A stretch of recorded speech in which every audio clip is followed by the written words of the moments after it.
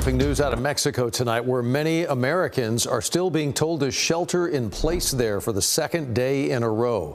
Guadalajara was one of many areas that erupted in violence yesterday after drug cartel members reacted to the death of this man. This is Nemesio Ruben Osquera Cervantes. He happened to be the leader of the Jalisco New Generation Cartel. The Associated Press reporting tonight more than 70 people died during that operation.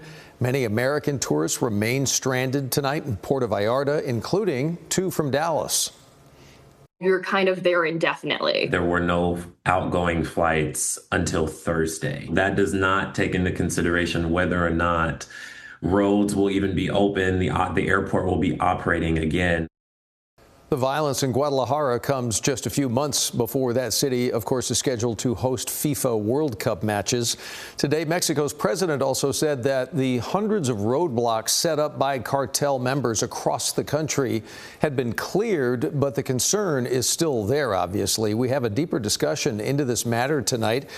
Glad to have joining us Tony Payan from Rice University. He is the director, by the way, for the Claudio X. Gonzalez Center for the United States and Mexico.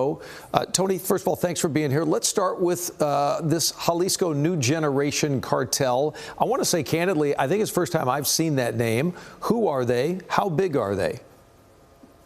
They're actually the largest cartel that Mexico has ever had. Everyone has certainly seen the Sinaloa cartel before, the Juarez cartel, Los Zetas and such. This particular cartel was put together from a number of criminal organizations operating in central and western Mexico. And this guy, El Mencho Oseguera, was able to piece all of these different groups together into a cartel that not only expanded throughout Mexico's territory, the reaction that you saw and you spoke about was in at least 20 states throughout Mexico, but they also went into all kinds of criminal activities, from real estate fraud to fentanyl smuggling into the United States, to human trafficking, to introducing the precursor chemicals from China, and extracting resources from farmers in Mexico. The length, the type of criminal activities that they were engaged in were really extraordinary. Yeah. Mexico has said that U.S. forces didn't participate in this operation that killed the cartel leader, but we do know the reality is the United States government has been known openly to share intel with Mexico because they're trying to work with them to keep drugs out of our country. But can you enlighten us a little bit more on this part of our relationship with Mexico? Well, thus far, both governments have said that the U.S. provided the actionable intelligence so that the Mexican army could go on the ground, surround that particular town 2 hours outside Guadalajara, and then kill this guy, capture him, and I think he died on the way to Mexico City. However, I suspect that U.S. involvement was considerably more. Right now, nobody's acknowledging what exactly that was, but I suspect that the American military, because you have to remember, about 10 days ago, maybe 2 weeks ago, there was a plane full of Marines that landed in Campeche in Mexico, presumably to train Mexican special forces. I think they were really going down there to coordinate the surrounding of this town and ensure that the Mexican military conducted the operation. So I suspect that they had more operational involvement, not just intelligence. Gotcha.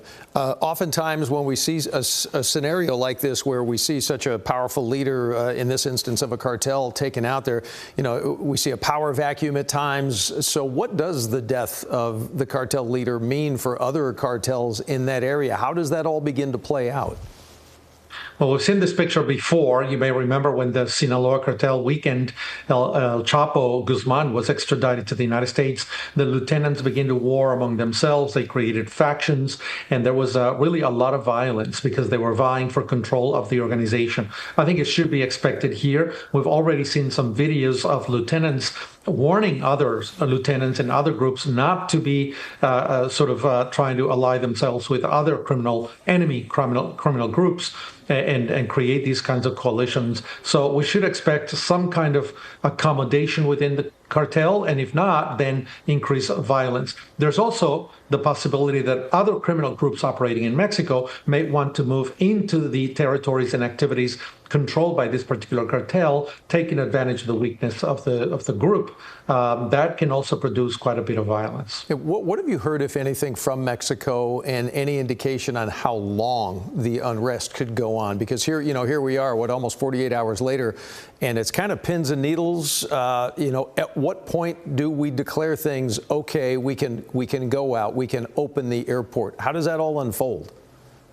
Well, the violence and the tension is going to decrease over time, but it's never going to go away. I think they're always going to be on the alert.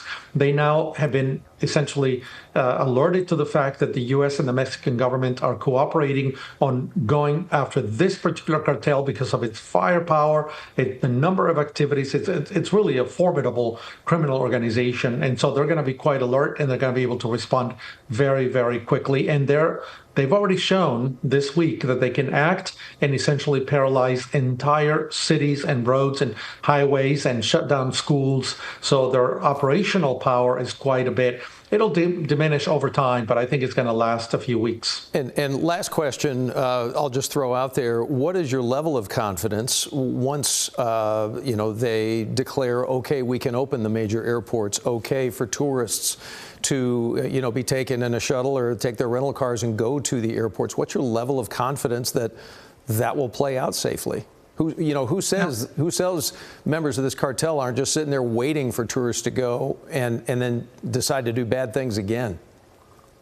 Yeah, we haven't seen any evidence that they're going to target U.S. citizens. But as you know, 1.2 to 1.5 million American citizens live in Mexico, and tens of millions of Americans visit Mexico every year. And also spring break is coming up. Spring breakers are certainly going to make their way to Mexico. So I would recommend that they be alert, always careful where they go, whom they see, and really just keep an eye open. If you absolutely need to go to Mexico, go. If you really want to go, you could potentially go by spring break. But if I could, I would postpone my trip.